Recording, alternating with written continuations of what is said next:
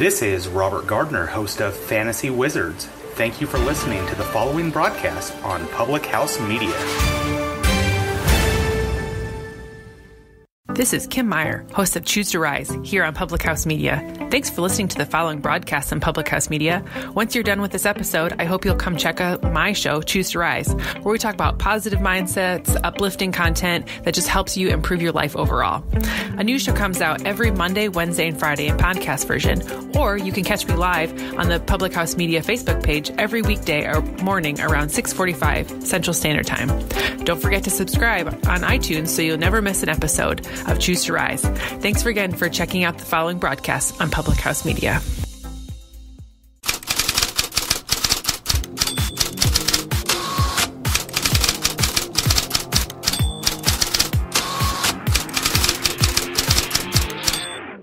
The latest headlines. If they go out and wipe the floor with the Texans, I might buy in. The insightful interviews. Whitney McIntosh, SB Nation. I was more impressed with John Harlow, especially when you consider Aaron Judge's all-star squad. The hottest takes. Yeah, Saquon Barkley had a great game against Iowa, but he hasn't done much. Can all be found on Press Row. Here's your host. It's clearly time for a change. It's only a matter of time before it happens. Christian Heimel.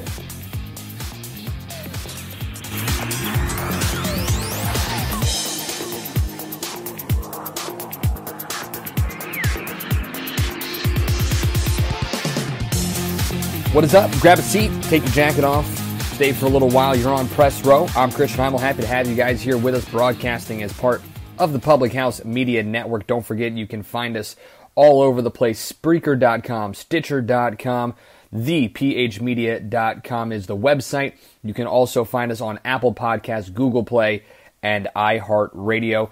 Check us out on social media as well, Twitter and Instagram at PressRowPHM. You can find us on Facebook, Press Row Podcast -- Public House Media, or as always, email the show, pressrowphm@gmail.com. Got a jam-packed show for you guys today. A lot of big, crazy, unsure headlines in sports coming out of the weekend. It's rare that you have a weekend like this where it's championship weekend in college football. There's so much going on in the world of the NBA as well as the NFL and NHL. Major League Baseball's winter meetings and the hot stove are heating up here as we get a little bit closer to Orlando in those winter meetings, and yet the majority of headlines are coming from off the field of play, away from actual game action. Two of the biggest ones are probably two of the most insane decisions that you've ever seen, and we're going to touch on both of them. The first, of course, being what was probably one of the strangest Sundays ever in college football, and a coaching carousel day that is just beyond imagination. What happened in Knoxville, Tennessee with the Tennessee Volunteers football program, the apparent hiring of Greg Schiano, or at least the discussion of hiring him, and then backing out of that hiring, and now where does Tennessee go from here? Meanwhile, all these other signings are happening with college coaches across the country, and the Volunteers just seem like a big, hot, stinking mess right now there in Knoxville. Peter Burns, ESPN and the SEC Network, he is going to join us in a little bit to discuss that, as well as preview a little bit of championship weekend as we talk actual football for what will be an exciting championship weekend, and then eventually, obviously, college football playoff here in just a couple of weeks. And then the really, really strange one came Tuesday in the world of the NFL. For a team that is 2-9, it is officially out of playoff contention and has no business making headlines like this. The New York Giants and head coach Ben McAdoo decide they're going to bench Eli Manning, ending his 210 consecutive start streak, which is second only to Brett Favre in NFL history. And it's not the benching of Eli that is so strange. It's who they're benching him in favor of. They're going for Geno Smith as opposed to Davis Webb. And the reasoning behind it makes no sense. You want to evaluate the roster. You feel Geno Smith has a better chance of winning than Eli does. But the problem is you've seen Geno Smith in your own city, in New York, for the Jets, struggle, be run out of that. And then you're not going to actually dress Davis Webb, the rookie, who could be the future of your organization. This has been one of the things that I've been talking about for weeks now on the show. Eli Manning is not the problem. He's not. It's the coach and the GM. That's the problem in New York. But we're going to touch on all of that a lot more with Marc Ernay of 1010 Wins in New York. He's going to join us here in just a couple moments, break down all of this, what this means for Eli's future, what this means for the Giants' future, and what this really says about the state of the Giants right now, sitting at 2-9 as they travel to Oakland this Sunday to take on the Raiders. Of course, we also have your fan questions. You guys can always be a part of the show again on social media, as we mentioned, Twitter and Instagram at PressRowPHM. Find us on Facebook, Press Row Podcast Public House Media, as well as you can email us, pressrowphm@gmail.com. You guys have made us one of the fastest growing podcasts in the country, and we thank you guys so much for that. We certainly hope that you continue to do that for us as well. Want to touch on some small news and notes around some other sports that we don't really get a chance to talk much about. Obviously, of course, we're going to talk about Eli and the Tennessee situation, as well as everything else going on. But in the NBA, there's some interesting things happening. Again, you look at where some of these teams are right now, and it seems though the Celtics have come down to earth a little bit after they had won 17 straight. They've now lost 2 of their last 3. So the Celtics are starting to come down a little bit, but you wouldn't really expect much to change. What's really interesting to note is how the Cavs have really come back with a vengeance over the last couple of games. They have now won 9 in a row, Cleveland has, and on Tuesday night, one of the more interesting things, LeBron James getting ejected for the first time in his career, 15 years, and getting ejected for bumping an official, Kane Fitzgerald. But here's the interesting part about Cleveland, and this is what I said, if you go back and listen, a couple of weeks ago when the Celtics met with the Warriors, why I felt the Celtics should be the best team in the league and should be considered the best team in the league. It's because of how they play defense. And the Cavaliers are doing that. The Cavs, in their 9-game winning streak, are insanely impressive. Their opponents, so they started out the year at 5-7, and opponents were scoring 114 points a game, shooting 41% from 3. In their 9-game winning streak now, the Cavs are holding opponents to 101 points, 13 points less, and opponents are shooting 31% from 3, 10% less.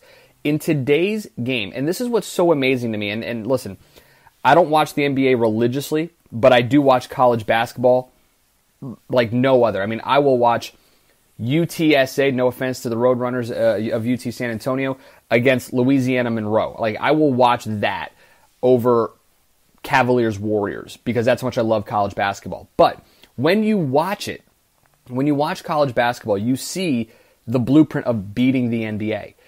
The NBA has become a three-point shooting league. Steph Curry, Klay Thompson, all those guys have made it so popular to shoot the three. But if you can defend the three just as well, if not better, you're going to be the best team. It's the old cliche, offense wins games, defense wins championships. And three-point defense in the NBA is going to win a championship. You look at it again, the Cavaliers in this 9-game winning streak, 31% is what they're allowing opponents to shoot from 3. 31%. That's very, very good. It's hard to get much better than that for a lot of these things. I mean, look at it with regards to the league, and from a three-point percentage standpoint, defensively at least, you look at, let's see here, the number one team right now in terms of three-point percentage defense, and this is a little strange, is the top 3 teams are the Lakers, the Sixers, and the Celtics. No surprise there that the Celtics, considering they are 18-4, opponents are shooting just 33%. Philadelphia and the Lakers are both 32.6%, but Philadelphia at 11-8, they're going to be right there in the mix with all their talent, Ben Simmons and Joel Embiid and everybody else like that. The Lakers, struggling at 8-12, but again, defending the three is probably one of the biggest keys, and Steve Kerr gets that. Or I'm sorry, not Steve Kerr, but Luke Walton gets that. He understands that you got to defend the three. Watch an actual NBA game and tell me if a team that defends the three is not winning. Teams that defend the three are better. It's the same way in college basketball, and that's what is so strange to me when I watch college basketball, because it's so predicated off of defense, and then you go to the NBA and it's completely different. It's predicated on offense. So you got guys like Malik Monk, De'Aaron Fox, Lonzo Ball, and everybody else trying to shoot threes, but then you get guys who are just great defenders, and they finally meet them, like a Kyrie Irving, Isaiah Thomas, Patrick Beverley, whoever these other guys are that can defend the perimeter, and it really changes things. I mean, think about a guy like Kawhi Leonard, who when he first came on, everybody talked about how great he was defensively, and then when he became an offensive player, he almost won an MVP as just a defensive juggernaut, Kawhi Leonard. But now that he's added his offensive game, he's that much better. So the Cavs at 9 straight wins now, and they're going to have a game tonight. What's insane to think about in their 9-game winning streak, again, is the fact that they've defended the three so well. 31% teams are shooting against them. Cavaliers are in Atlanta tonight. They'll probably get their 10th straight win, and it's time to recognize that even without Isaiah Thomas, without Derrick Rose, and we're not going to comment on the Derrick Rose thing right now, other than you hope that he gets some help from not just from his support system, his family, his friends, but the Cavaliers as well, because with all the injuries that has gone on to him, this is such a talented player. You really hope it doesn't affect his psyche too much. But the Cavs now 9 straight, they're locking down on defense. When they get Isaiah Thomas back, if they get Isaiah Thomas back, they are going to challenge for that number 1 spot in the East. You look right now in the Eastern Conference, and they're sitting there at 3rd, but they're only percentage points behind the Detroit Pistons at 13-6. Cavaliers at 14-7. They've got the 2nd most wins in the East behind the Celtics at 18-4. And they've got the 4th most wins in the league. Celtics 18-4, Rockets 16-4, Warriors 15-6, and then it's the Cavaliers 14-7. This is a team that is starting to figure out how to do it and how to defend. And LeBron James is continuing to prove that he is the best player on earth. So I would be a little nervous if I was the rest of the NBA right now, especially considering the Celtics not on the hot streak that they were, but you knew that wasn't going to continue. So, but we'll see exactly what happens there in the NBA. I got to make mention of Cleveland because, again, I've said it before. I said it with the Celtics. Defense wins championships. It's the most important part of the game. I don't care about three-point shooting. I don't care about dunking. If you can defend and rebound, that is the most important part. Watch a college basketball game and look at these great... Watch Virginia. Watch Louisville, even though they lost to Purdue the other night because Purdue played great defense. Watch what Duke is doing right now. The teams that play great defense are the teams that win and the teams that go far, especially when you can defend the perimeter. Because in today's game, the three-point line is the biggest equalizer in sports, in any sport. It's the biggest equalizer. So if you can defend the three, you're that much better. And it's the reason why the Cavs have won 9 straight and have reaffirmed the fact that they are still a force to be reckoned with in the Eastern Conference. Couple of strange decisions going on in the world of sports here over the weekend. Marc Ernay, 10-10 wins New York, joins us in a couple moments to talk probably the strangest one of all in the decision to bench Eli Manning in favor of Geno Smith. Coming up on Press Row. Want to be part of the show? Go to Facebook and search Press Row Podcast-Public House Media. Or find us on Twitter and Instagram at Press Row PHM. You can also email the program, pressrowphm@gmail.com. This is Press Row with Christian Heimel, a Public House Media podcast.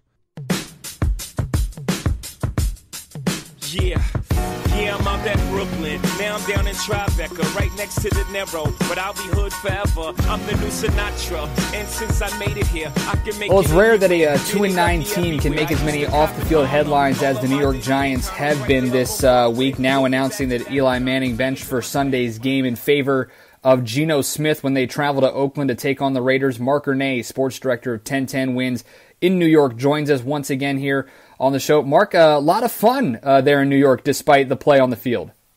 Yeah, Christian. Now listen, I have to stop you right now. He was not benched in the sense that people would think a quarterback is benched.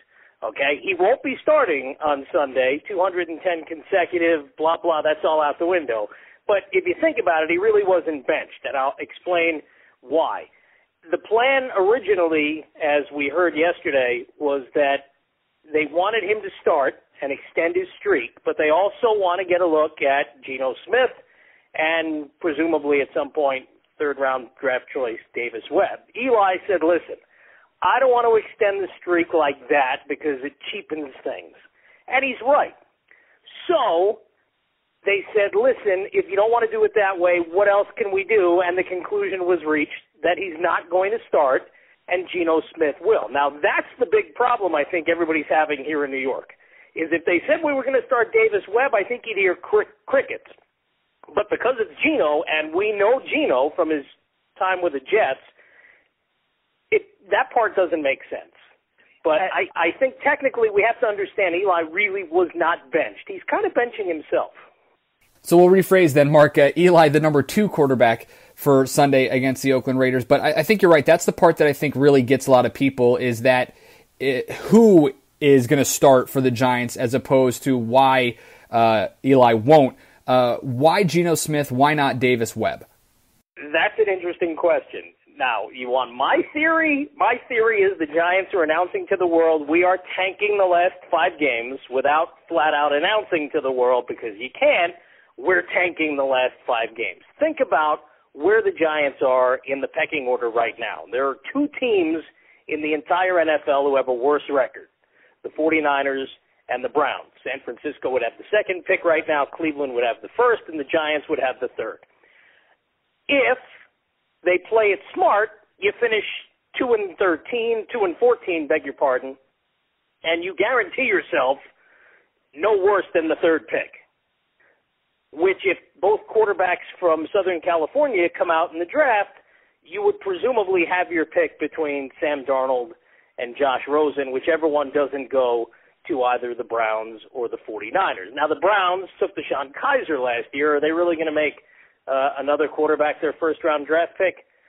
That would be an interesting case. The 49ers, who are going to start Jimmy Garoppolo this weekend over C.J. Beathard, probably could use one of those guys as their quarterback. But again, I think, think about this. What gives the Giants the best chance to lose without telling the world they want to lose? And I think that would be Geno.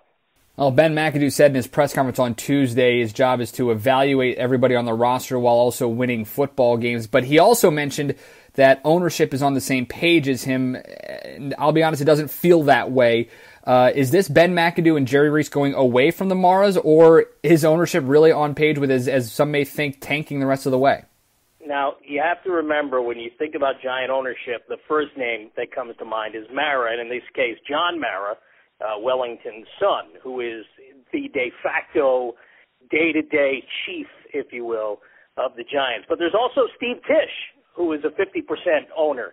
And a lot of people are thinking that Steve Tisch, the entertainment guy, might actually be asserting more of an authority when it comes to stuff like this than perhaps John Mara. The Giants historically have been recognized as a classy organization. Really, you think about the Giants and the Steelers, and they're together by marriage for decades.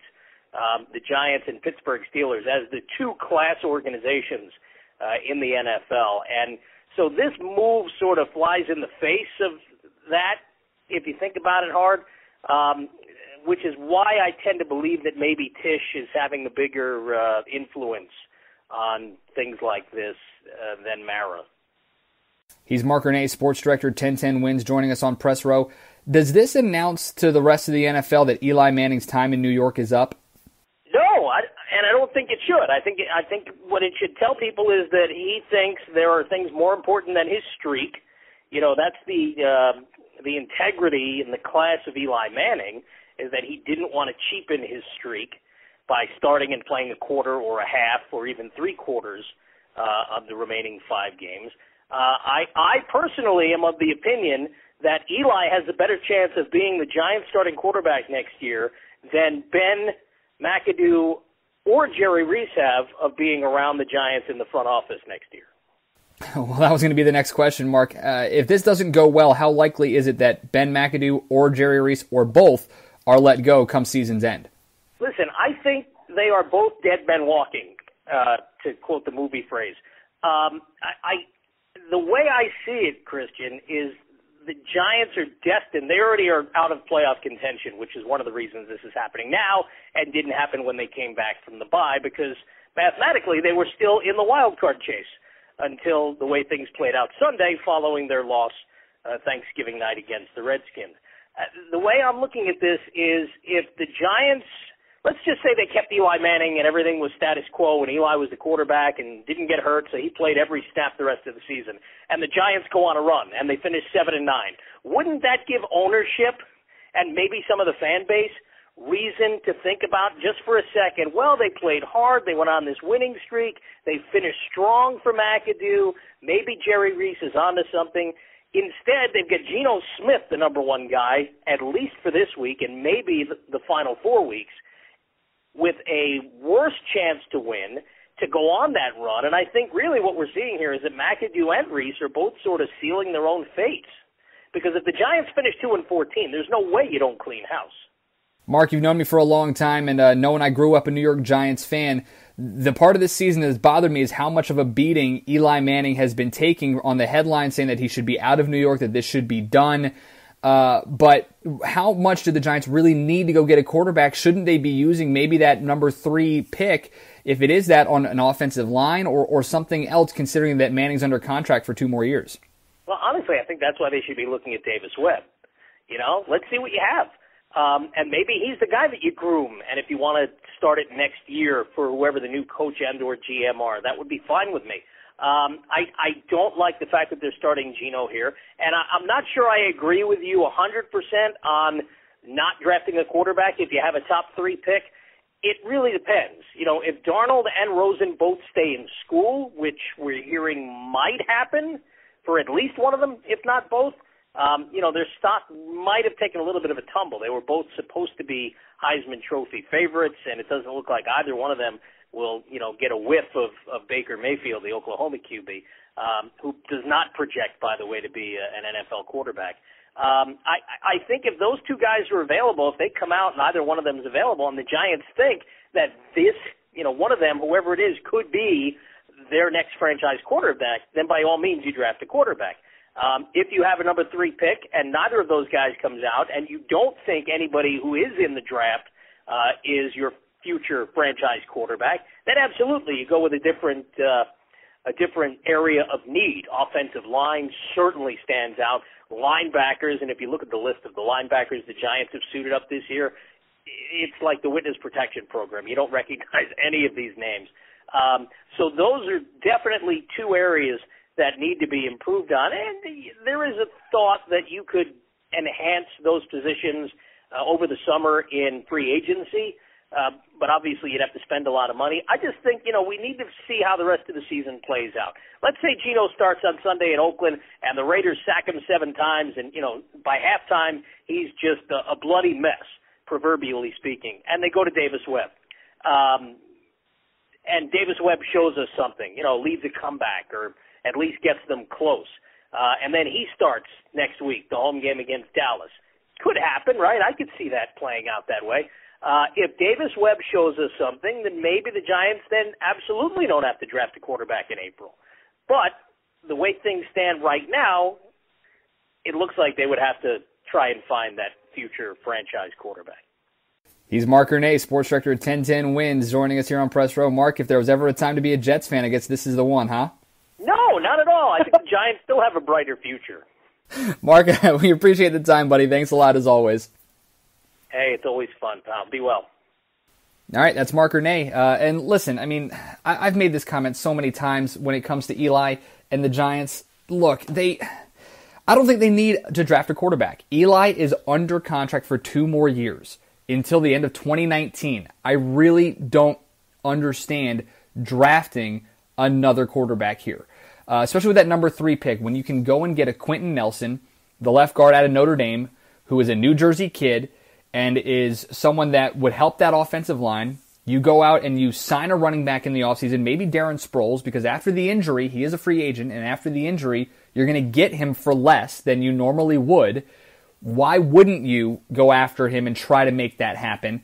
And see with all these healthy pieces if maybe Eli can make something happen. If you want to draft a quarterback in the later rounds of 2018 or in 2019 and let them learn under Eli for a year, that makes a lot of sense to me. But in my opinion, Jerry Reese, Ben McAdoo should not be around for this draft in 2018. And if Davis Webb shows you something, Mark's right. If Davis Webb shows you something that maybe he could be the quarterback of the future, then it changes a lot of things, obviously. But Eli Manning will not start on Sunday. His consecutive streak of 210 starts in the regular season comes to an end. And it's just more impressive for the Giants to continue to make these headlines than anything over the last few years. But we'll see what happens with it. Should be a lot of intrigue, most certainly, in New York coming up over the last couple of weeks of the season. Coming up next, more intrigue in college coaching than anything else right now, especially with what happened over the weekend in Knoxville, Tennessee. Peter Burns of ESPN Radio and the SEC Network will join us to break it all down next on Press Row. Listen to every episode and get the latest shows sent right to you. Subscribe to Press Row on iTunes, Google Play, iHeartRadio, Spreaker.com, and Stitcher.com. Or visit us online at www.thephmedia.com. This is Press Row with Christian Heimel, a Public House Media podcast.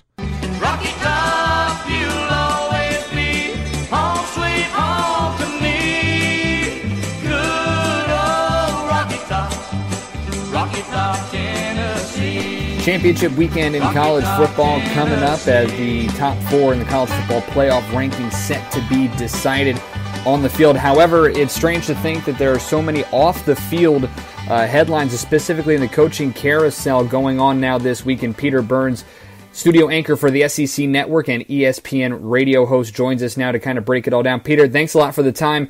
Can you remember a time where we have this much attention being paid to some coaches as opposed to championship games coming up? Yeah, I mean, listen, Auburn beating Alabama was like the fifth craziest thing that happened in a 48-hour span in the SEC, which is crazy in itself. Honestly, no, I can't, just because there's so many options. I mean, we were talking about it at the SEC Network a couple of days ago, that there are only 5 coaches that have been in the same job since 2015.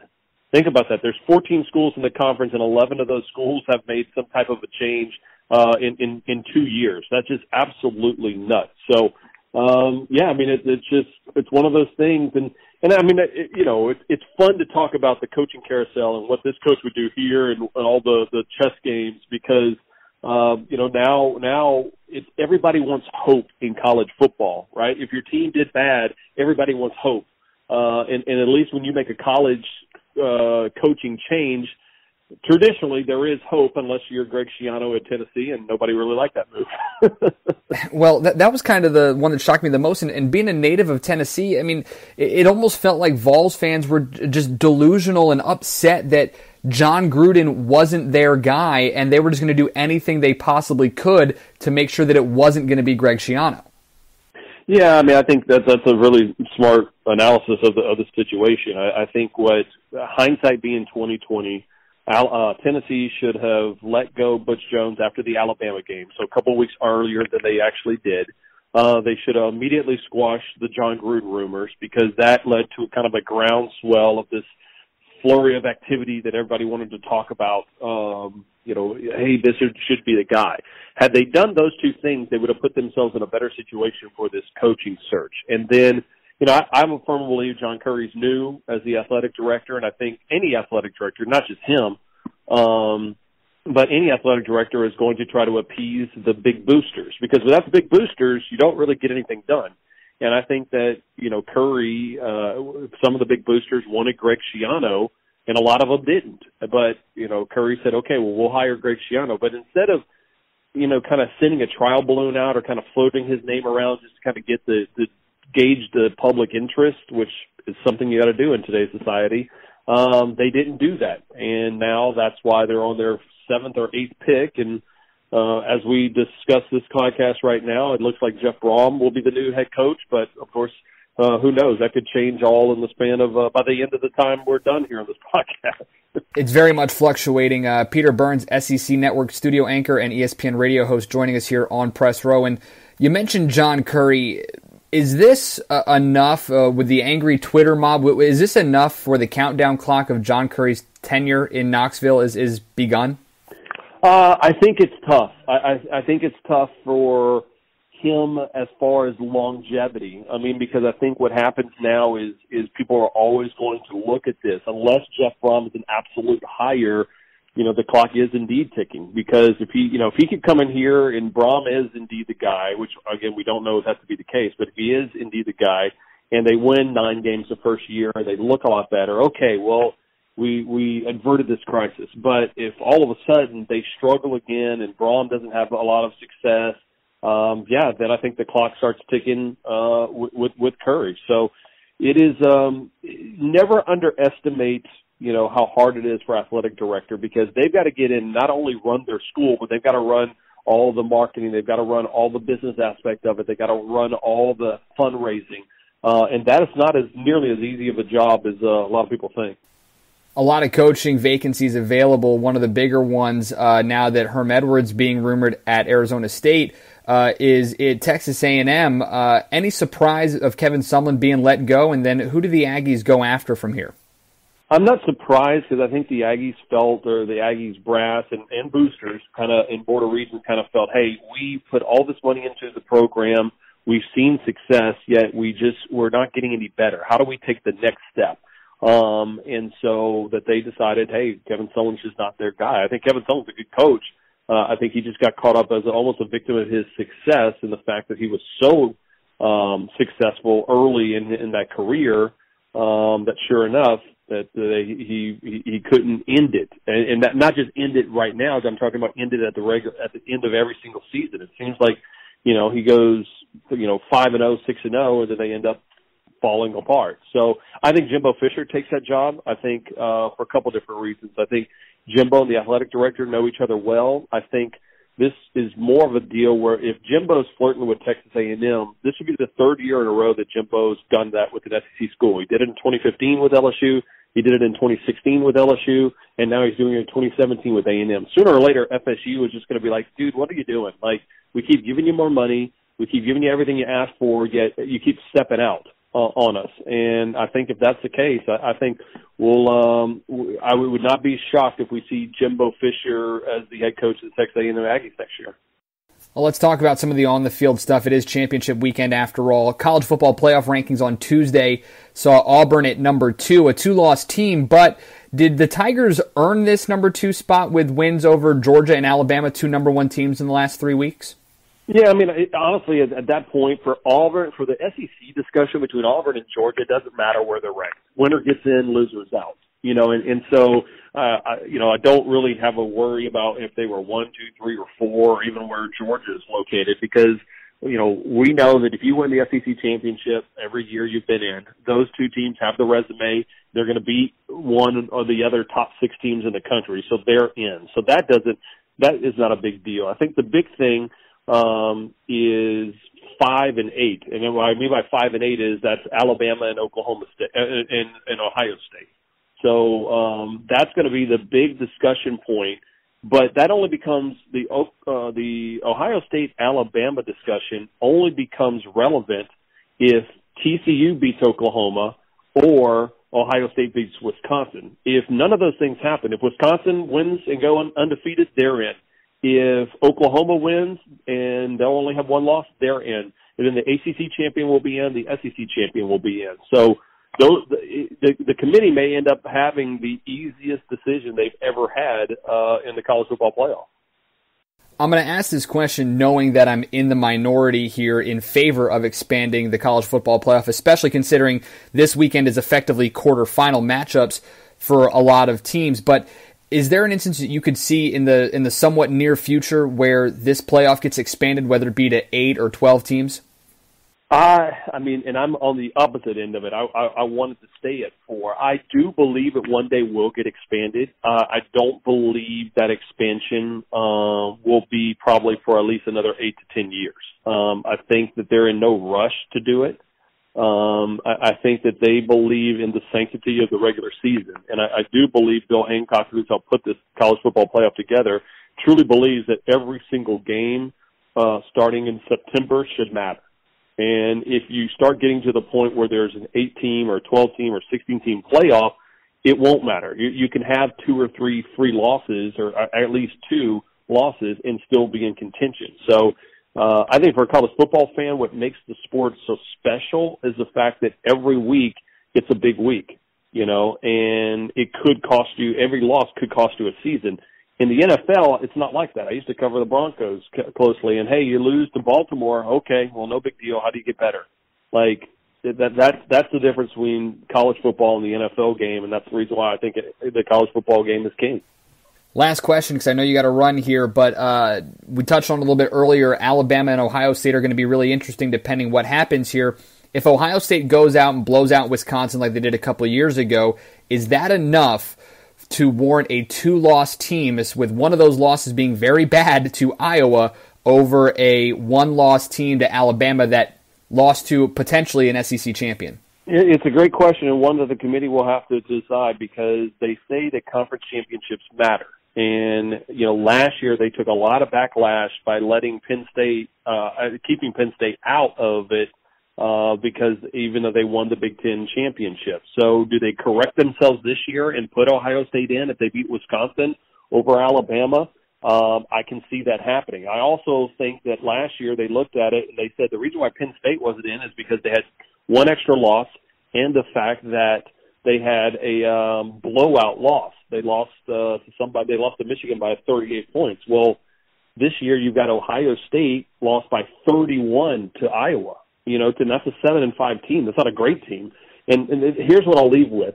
The biggest regular season loss by a team that made the college football playoff to this day is 14 points. Nobody's had worse than a 2-touchdown loss in qualified for the college football playoff.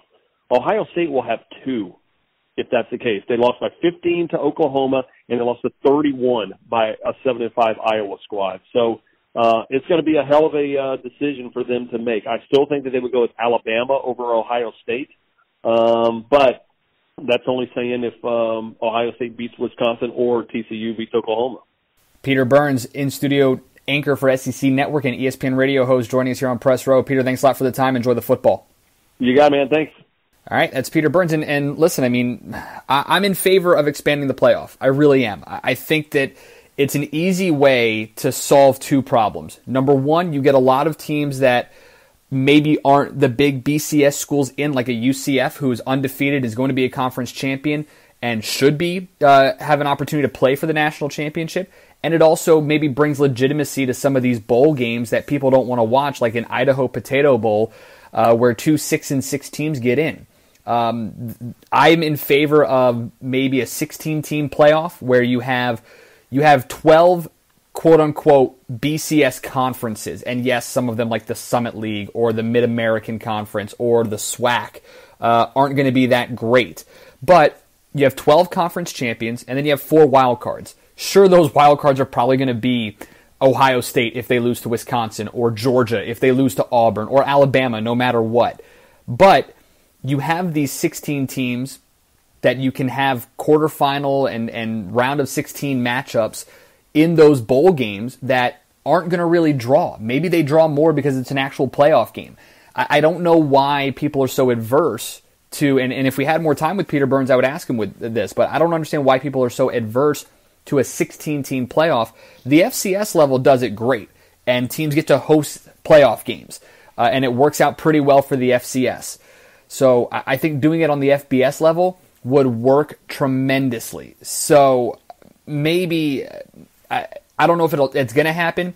From what it sounds like, it may in 8 to 10 years, and it may only go to 8 teams. But to me, I think you get a conference champion from all 12 BCS conferences. You have 4 wildcard teams, and you seed them. And so what if a wildcard team is seeded higher than the conference champion? That happens a lot in college basketball. How often do we see a number 3 school in the Big Ten ahead of a conference champion in the men's basketball tournament? How often do we see 2 conference champions playing each other in a play-in game in Dayton in men's basketball? If it can be done there, and it's all about the money, remember that, it's all a money grab. If it can be done there, why can't it be done in college football where there's so much more money? You have a month between the playoffs. You can use that to be able to do these playoff games. You can have them played in these bowl games that mean nothing to nobody. So why not at least try it? It's something that I think could really happen. With regards to the coaching changes and things like that, it seems as though Jeff Brom, the Purdue coordinator, is going to be the head coach at Tennessee, but we'll see. That could change very quickly. It seems as though Jimbo Fisher is going to be tied to this Texas A&M job. It's really interesting to see Herm Edwards being talked about at Arizona State, a guy with some college coaching experience but hasn't coached in a long time. So, and listen, Tennessee fans, Gruden was never coming. Never coming. You need to get that out of your head. And truthfully, you lost an opportunity in Greg Schiano, who by all accounts is a great person, a great recruiter, and would be a positive influence on young men and your program, because of hearsay from 20 years ago and because you thought you could get John Gruden. You're delusional. He was never leaving. He was using Tennessee, as he has multiple other coaching vacancies in college, as a way to get more money out of ESPN. So don't be shocked when John Gruden and ESPN announce a new contract for him to stay at Monday Night Football. He was never coming. So if Jeff Brom is a great hire, great. I want nothing more than for Rocky Top to be great. But Greg Schiano made sense. I know his defense gave up 55 to Iowa this year at Ohio State, but he turned Rutgers, a team that hadn't been to a bowl game in almost 30 years, and took them to 6 bowl games, winning 5 of them. Rutgers. This is Rutgers we're talking about. So, I mean, say what you will about him, but I thought he would have been a good move. He wasn't going to be a big name that was going to really attract a lot of people, but he was going to be someone that was going to restore order to Tennessee. So you just hope they're going to be fine from here on out. We'll see what happens. Who knows exactly what it's going to be. And then when it comes to the rankings, I'm not surprised Auburn's up at number 2. I get it as a 2-loss team, but it's really interesting to see. And like we mentioned with Peter Burns, this is kind of a quarterfinal weekend. If these 4 teams win, that being Clemson, Auburn, Oklahoma, and Wisconsin, it's going to be a pretty easy decision for the selection committee. Those 4 teams should be there. Now, if Ohio State beats Wisconsin and beats them well, I don't know if Ohio State deserves to be in. A 2-loss team, including one really bad loss to Iowa, as opposed to Alabama, a team that lost to potentially the SEC champion. It's we'll see what happens. We'll have it all for you next week here on Press Row, but it's going to be a fun weekend. Maybe an easy decision for the committee, and their easiest one to date so far. But big thanks to Peter Burns for being a part of the show. We look forward to possibly talking to him a little bit later on down the road as well. One last thing to do, and that's get to your questions. It's all coming up on Press Row. Want to be part of the show? Go to Facebook and search Press Row Podcast Public House Media, or find us on Twitter and Instagram at Press Row PHM. You can also email the program, pressrowphm@gmail.com. This is Press Row with Christian Heimel, a Public House Media podcast.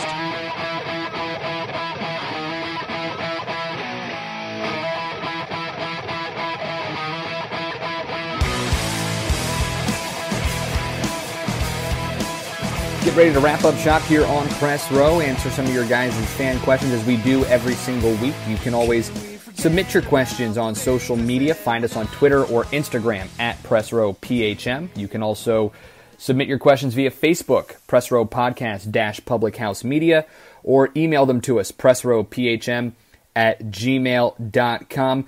Got a couple of questions here that we're going to answer with you guys. First one, Brandon in El Paso, Texas.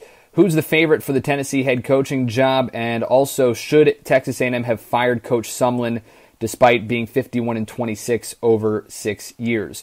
Well, listen, I mean, as you heard Peter Burns mention, Chad Morris is one of those guys that they are seriously looking at, and I guess trying to find out if they can pull that off for Tennessee. The other one that is being talked about is obviously the Purdue coach, Jeff Brom, and the coordinator there, and see if they can get him.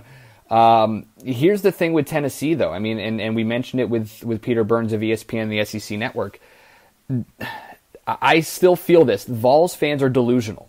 They haven't been a relevant team in a while.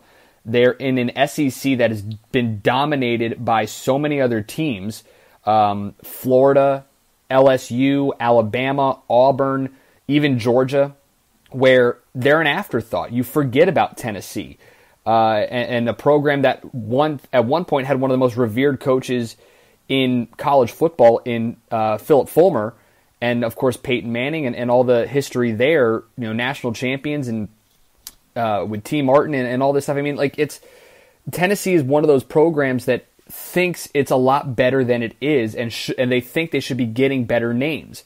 I don't understand the Greg Schiano stuff, as I mentioned earlier. I thought he would have been a fine fit. I understand if you're not happy about it because you want that big name guy, but you know what? You're not a big name. To me, it's like the Knicks.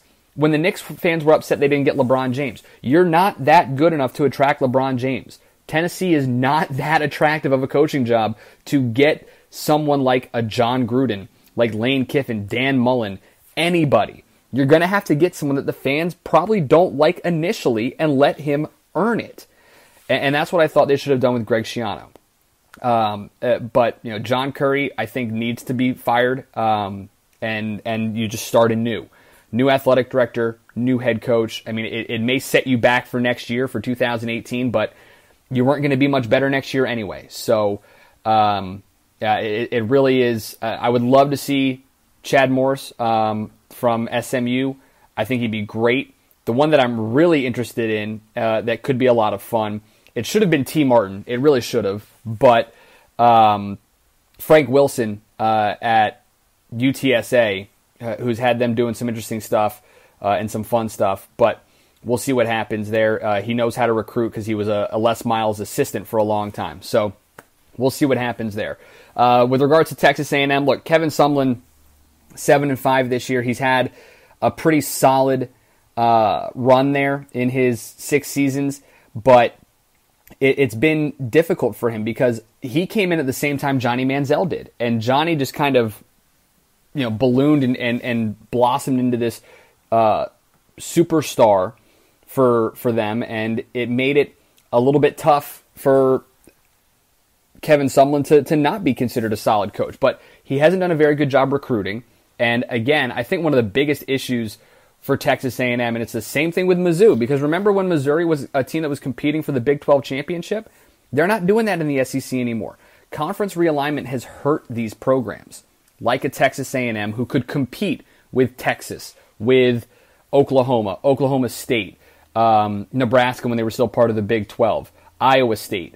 But being in the SEC, Kevin Sumlin has to change a lot of things, and he couldn't do that because it's a different style in the SEC than it is the Big 12.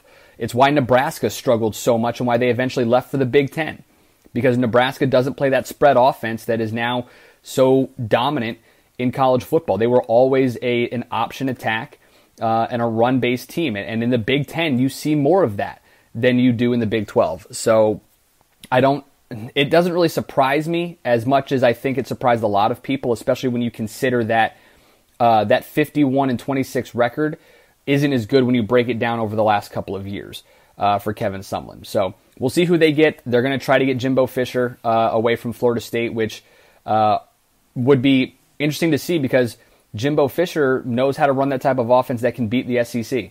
He knows how to do it, won a national championship, so we'll see what happens there. Stormy in Texas, thoughts on the Aqib Talib, Michael Crabtree suspension. So if you didn't see it over the weekend, Aqib Talib and Michael Crabtree got into it again. Talib, the defensive back for the Broncos, meanwhile Crabtree, obviously the wide receiver for the Raiders. 2-game suspension for both players, and I agree with it 100%. I know Jack Del Rio, the head coach of the Broncos, tweeted he didn't understand the reasoning considering that A.J. Green and Jalen Ramsey, the Bengals and Jaguars players respectively a couple weeks ago, they didn't get any suspension, which I thought was ludicrous then. They should have at least been suspended a game. At least A.J. Green should have for punching Jalen Ramsey and dragging him to the ground by the neck. But here's the problem with Talib and Crabtree. This is something that has gone on for multiple seasons now. And in the NFL, you can't have that. It's similar to what, the Josh Norman, Odell Beckham issue a couple years ago, if you remember that, when Norman got really underneath Beckham's skin when he played for Carolina, and then when he went to the Redskins, everybody wondered if it was going to happen again because they were going to play each other twice in one season. So that's one of those things that when it happens over multiple seasons, it makes it worse. And then the second part is Talib going after and ripping out Crabtree's chain for a second time makes it worse. But then I thought the NFL's reasoning, the main reason, was completely warranted. It started to simmer down. They were pulled apart. Crabtree's walking away, and they're being separated by their teammates, and then they started up again. When things are all mellow and you go at it again, that's an added thing too. That just makes it worse. Looks bad on you, looks bad on your team, looks bad on the NFL, and the league is not going to have it. Obviously, they're going to appeal their suspensions, but these are two teams, at least the Raiders, are a team that still have a shot at the playoffs. So I don't understand why they're going to appeal their suspension. I mean, you look at the Raiders here and what they have potentially upcoming here, their next couple games. Raiders, the Giants this weekend at home, and then Chiefs, Cowboys, Eagles, and Chargers.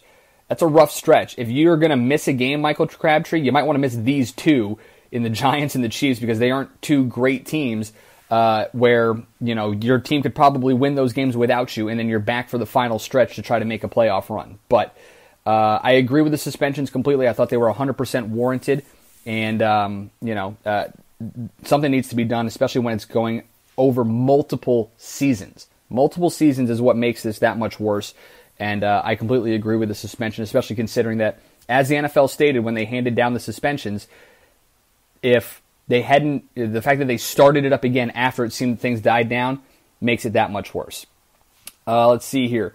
Colin wants to know which 4 teams limp into the 5 or 6 seeds for the NFL playoffs. Well, first off, in the NFC, it's not going to be limping into the 5th, 5 or 6 spot because you've got right now, as it sits, the Panthers at 8-3 in the 5 seed and the Falcons, the defending NFC champs, at 7-4. The NFC is a very strong conference this year when you look at all their teams. That being said, the teams that I think get in out of those, for the 5 and 6 spots, I think the Panthers are in. They got the Saints this weekend, which is going to be huge, but the Panthers have started to prove me wrong.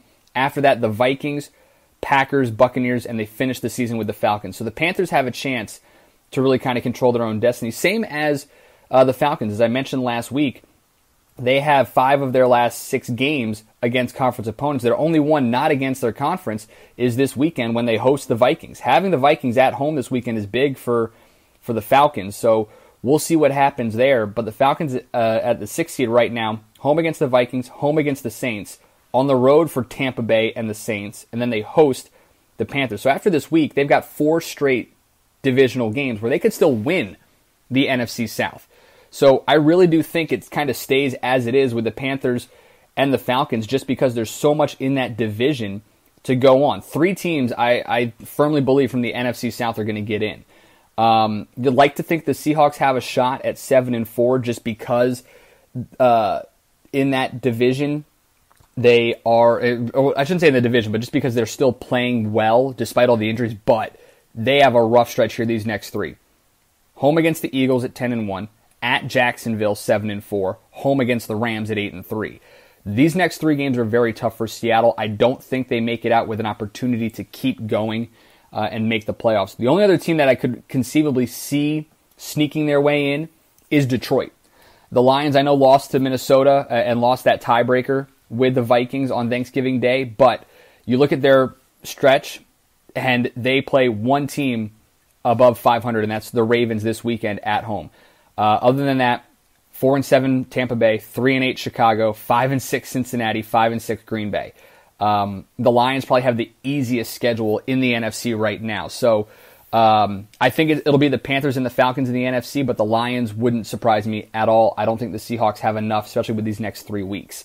In the AFC, you want to talk about limping in, and that might be more of the appropriate term there, especially considering you may have a division champion Kansas City team at 6-5 right now as the division champ. But as it sits right now in the playoff picture, the Ravens at 6-5 would be the 6th seed. The Jaguars would be the 5th. Jacksonville is interesting because Colts at home this weekend, then the Seahawks at home next weekend, and then the Texans at home. 3 straight home games against teams that they could conceivably beat. And it's always tough for those West Coast teams to go across the country like Seattle's going to have to next week to play in Jacksonville. So the Jaguars are pretty interesting, especially when you consider that they're closing out at San Francisco and at Tennessee. They have a shot to still really win the division in the AFC South. So Jacksonville or Tennessee will probably be that team. I think it'll be the Titans as the wild card just because they do have to finish up with the Rams at 8-3 and the Jags. So Jags will probably win the South, and then it'll be the Titans. Meanwhile, I don't know if it'll probably be the Ravens as that 6th seed just because, again, you look at their schedule and they've got one of the easier ones. Lions this week at home, and then they're at Pittsburgh. But after that, Browns, Colts, Bengals. Nobody really to be scared of. So the Ravens have a shot still. The Bills, no, just because now that they've lost a couple of games, they got the Patriots still twice, which is not going to help them. The Bengals, Steelers, Lions, Vikings, all still left to play. And, of course, the Ravens, they've got some tough games coming up. The interesting team to watch really is the Chargers because they're playing well. The Los Angeles Chargers somehow are playing well enough where they are still in the hunt for the playoffs. And you look at their games, Browns, Redskins, division game against the Chiefs, Jets, division game against the Raiders, and the Raiders are at home. Chargers have a chance to not only sneak up and win the AFC West, or get into the playoffs, but win the AFC West. So, in short, Colin, to answer your question, I think it's the Falcons and the Panthers in the NFC, and then I think because the Jaguars, I think, will win the AFC South, the Titans will be that wild card team at number 5, and then I would not be surprised at all to see the Ravens or the Chargers as that team in the 6th seed. Same with the Lions. I wouldn't be surprised if the Lions sneak up there and get a wild card spot in the NFC. One last question for you here. Baxter in Wisconsin, in Milwaukee, wondering, can Wisconsin be officially called the best producer of running backs and offensive linemen in the country? Long history of doing so. Well, let's kind of specify this. They've had a long history of producing solid offensive linemen. You look currently in the NFL, some of their guys, Joe Thomas, who is going to be a Hall of Famer, first ballot Hall of Famer, one of the greatest left tackles in the history of the game, unfortunately out for the season this year in Cleveland. Travis Frederick, widely considered one of the best centers in the game. Rick Wagner, another very talented offensive lineman. Same with Ryan Groy as well. And then, of course, a really talented one in Kevin Zeitler, who just signed a 5-year, $60 million deal to be on the same line as Joe Thomas. Very good offensive line producers in Wisconsin. I feel like the Big Ten, and again, I talked about this with Nebraska just a moment ago when we were talking about them. The run game is so much more prevalent in the Big Ten, that smash mouth type of football, that 3 yards in a cloud of dust type mentality. That has always been the Big Ten. I feel like every time I watch an NFL game and they talk about the offensive linemen, they're from Wisconsin or Ohio State or Iowa. I don't know why, but I feel like it's those 3 schools. So Wisconsin, from an offensive line standpoint, Baxter, yes. But from a running back standpoint, I can't get behind them as one of the best running back producers. I mean, who have they had? Ron Dane? And Ron Dane was kind of a bust. I mean, yes, right now they've got 3 talented guys. Melvin Gordon, who is just tremendous for the Chargers. Corey Clement, who has proved to be a decent part of the Eagles offense, despite the fact that he hasn't become the focal point. And then, of course, James White, who, James White had obviously a big moment in the Super Bowl, but scoring the Super Bowl in the first ever game winning overtime touchdown in Super Bowl history is James White out of Wisconsin. But I wouldn't call them a great running back producing system yet. They've had some good ones, but again, they've had a lot of kind of, I don't want to call them busts, but underwhelming running backs in the NFL. Right now, they're doing well. They've got 3 solid guys, as we mentioned, especially Melvin Gordon. But I mean, I just go back and I always think of Ron Dane, and that's the last time I can remember a dominant running back in Wisconsin. And Ron Dane played, in the 90s? Let me see here. When did he graduate from Wisconsin? He was one of the better ones, a Heisman Trophy winner, obviously. But, 99. It's been, 18 years since Ron Dane put on a Badger uniform. So, very good offensive line producing school. Yes, I'll give you that, Baxter, but I can't go with you there on running backs. At least not yet, especially when it's been James White and Corey Clement aren't as big focal points as Melvin Gordon is. If they were such big focal points, maybe, but can't really get behind that just yet. As always, I thank you guys so much for being a part of the show. You can send us your questions on social media at Press Row PHM, both on Twitter and Instagram. Find us on Facebook, Press Row Public House Media, as well as email the show, pressrowphm@gmail.com. Want to thank Peter Burns of ESPN and SEC Network for joining us to talk college coaching as well as championship weekend. Enjoy it. It's going to be fun. Next week, we'll recap who's in and if it's the right move and what's going to come down the pipeline here in college football as well. And of course, Marc Ernay talking the Giants atrocity, the dumpster fire that is New York Giants football with the benching of Eli Manning. As always, guys, don't forget to subscribe, rate, review. You can find us Apple Podcasts, Google Play, iHeartRadio, Stitcher.com, Spreaker.com, or on thephmedia.com. Thank you guys so much for being a part of the show, making us one of the fastest growing sports podcasts in the country. We certainly hope you will continue to do that as well. And until next week, I'm Christian Heimel. I'll see you on Press Row.